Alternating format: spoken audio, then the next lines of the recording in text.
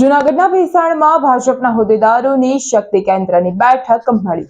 વોટિંગની તારીખ નજીક આવી ચૂકી છે ત્યારે બંને પક્ષો દ્વારા મીટિંગનો ધમધમાટ ચાલુ થયો છે। ભાજપ સમિતિના સભ્યો, પ્રમુખો, વોટ્સએપ ગ્રુપ, સોશિયલ મીડિયા ગ્રુપને મહત્વની જવાબદારી સોંપવામાં આવી। વધુમાં વધુ ભાજપ તરફથી મતદાન થાય તે માટે હોદ્દેદારોની ખાસ જવાબદારીની મીટિંગ લેવામાં આવી હતી, જેમાં ભેસાણ તાલુકા ભાજપ ઉપપ્રમુખ ઉમેશભાઈ બાંભરોલિયાએ જણાવ્યું હતું કે અમારો તાલુકો 90% ખેડૂત ધરાવતો તાલુકો છે, જેના માટે ભાજપ સરકારે દિવસના વીજળી પૂરી પાડી છે, તેમજ સૌની યોજનાનું નર્મદાનું પાણી પણ ગામડાના ડેમોમાં ઠલવવામાં આવ્યું છે, જેનો સીધો લાભ ખેડૂતોને મળ્યો છે, તેમજ અનેકો યોજનાઓ ખેડૂતો માટે ભાજપ સરકાર ચલાવી રહ્યું છે। ત્યારે મોદી સાહેબનું ચોક્કસ 400 પારનું સપનું ભાજપના નાનામાં નાનું કાર્યકર પૂરો કરશે। જૂનાગઢ જિલ્લો છે અને ભેસાણ તાલુકો એટલે રાજેશ ચુડાસમા સાહેબ છે, ખાસ તો જે ભાજપના ઉમેદવાર છે અને ફોર્મ પણ ભરાઈ ગયું હોય અને આ મિટિંગનો દોર ખાસ ચાલુ છે। ભેસાણની અંદર ખાસ મિટિંગ લેવામાં આવેલી છે। આ બીજેપી પાર્ટી આખી જે ભેસાણ તાલુકા જે હોદ્દેદારો ખાસ આજે મિટિંગ લેવામાં આવેલી છે। આપણે પૂછીશું, શશીભાઈ વ્યાસ છે આપણી સાથે।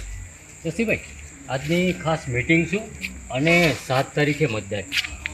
આજે અમારે પાર્ટીના આદેશ મુજબ 16 શક્તિ કેન્દ્રની 3 દિવસમાં મિટિંગનું દરેક શક્તિ કેન્દ્રનું આયોજન મિટિંગનું હતું, જે મિટિંગની અંદર બૂથ પ્રમુખો, BLO 2, વોટ્સઅપ ઇન્ચાર્જ અને આગેવાનો અને કાર્યકર્તાઓ, જે તે બૂથના સક્રિય કાર્યકર્તાઓની આ ભેસાણ મુકામે શક્તિ કેન્દ્ર 1માં મણિનાથ મહાદેવની સાનિધ્યમાં મિટિંગ રાખેલ, જેમાં દરેક બૂથ મજબૂત કેમ બને, દરેક બૂથની અંદર 100-200 મતની લીડમાં કેમ વધારો થાય, એના આયોજનના ભાગરૂપે અહીંયા શક્તિ કેન્દ્ર વાઇઝ 5 બૂથની મિટિંગ બોલાવેલી, જે મિટિંગમાં તાલુકા પ્રમુખ સાહેબ હાજર રહેલ અને માર્ગદર્શન આપેલ અને એ મિટિંગમાં મતદાન વધુ કેમ છે એની માહિતી આપી અને કાર્યકર્તાઓ સાથે ચર્ચા કરેલ।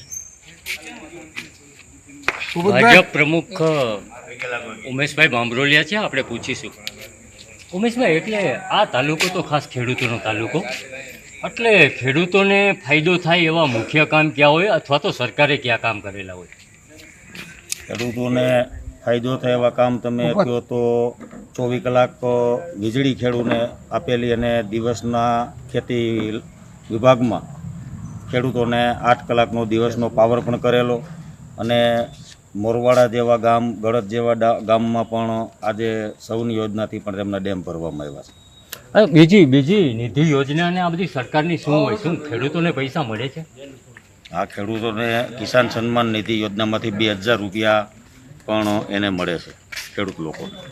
એટલે તમે જોઈ શકો છો ભૂપતભાઈ ભાયણી પૂર્વ ધારાસભ્ય છે, આપણે પૂછીશું। ભૂપતભાઈ, એટલે આપે બીજેપી જોઈન્ટ કર્યું છે, અત્યારે બીજેપીની સ્થિતિ શું તાલુકામાં?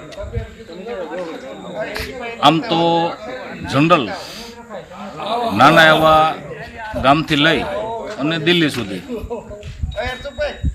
તમામ લોકો કેસરિયા રંગમાં રંગાઈ ગયેલા હોય, દેશની જનતા કેસરિયા રંગમાં રંગાઈ ગયેલી હોય અને નરેન્દ્રભાઈના નેતૃત્વમાં દેશ નવી ઊંચાઈ ઉપર જઈ રહ્યો હોય, ભારતની શાખ વિશ્વમાં વધતી હોય, તો હું માનું છું ત્યાં સુધી ગુજરાતની 26 લોકસભાની સીટ કોઈની તાકાત નથી કે ભારતીય જનતા પાર્ટીના ઉમેદવારને હરાવી શકે। ભૂપતભાઈ, 400 પારનો ખાસ નારો છે, 400 પારનો નરેન્દ્રભાઈ મોદીનો 400 પારનો જે નારો છે એ બિલકુલ સત્ય નારો છે।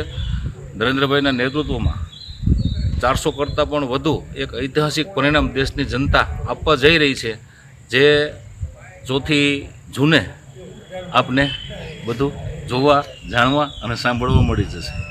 એટલે તમે જોઈ શકો છો કે ઉમેશભાઈ બાંભરોલિયા ખાસ જે પ્રમુખ હોય અને મિટિંગ લેવાની, ભૂપતભાઈ ભાઈની તાજેતરમાં જ બીજેપીમાં જોઈન્ટ થયા છે, જગદીશભાઈ, શશીભાઈ હોય, નટુભાઈ પોકિયા, બધા જ કાર્યકરો, એટલે ખેડૂત ધરાવતો ખાસ તાલુકો છે અને આ જે ચુડાસમા સાહેબ છે તો ખાસ ફોર્મ ભરાઈ ગયેલું હોય અને ગીર સોમનાથ અને જૂનાગઢ તો આ કમ્બાઇન્ડ જે આમાં લોકસભાની જે આ સીટ છે આમાં ચૂંટણી લડાતી હોય, એટલે મિટિંગ એનો દોર ધબધબાટ તમે જોઈ શકો છો અને મોદી સાહેબનો નારો છે 400 પાર, તો એના માટે ખાસ ધડબડાટી બોલતી હોય। Mahesh Kathiria, GTV news, Bhesan. Mahesh Kathiria, GTV news, Junagadh.